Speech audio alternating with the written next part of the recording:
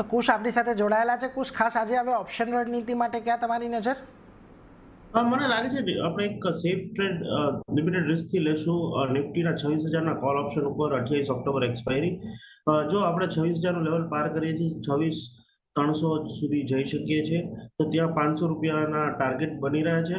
નાનો stop loss આપણે રાખીશું ₹100 એટલે જુઓ તો અહીંથી 6 થી 7 રૂપિયાનો સ્ટોપ લોસ, પણ ટાર્ગેટ મને લાગે છે જો ઉપર મોમેન્ટમ સ્ટ્રોંગ રહ્યું તો આપણે ₹500 સુધીનો જોઈ શકીએ છીએ. તો નિફ્ટી 26,000નો કોલ ઓપ્શન બાય કરવાનો રહેશે વિથ સ્ટ્રિક્ટ સ્ટોપ લોસ.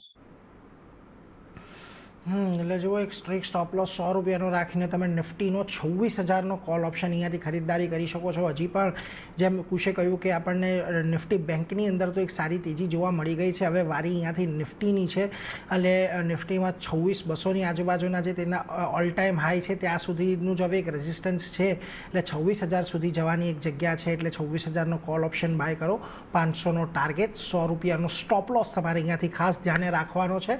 અને સ્ટ્રિક્ટ સ્ટોપ લોસ રાખજો, કારણ કે બજારની અંદર થોડીક કદાચ વોલેટાલિટી વધે તો તમે થોડાક સેફ રહી શકો.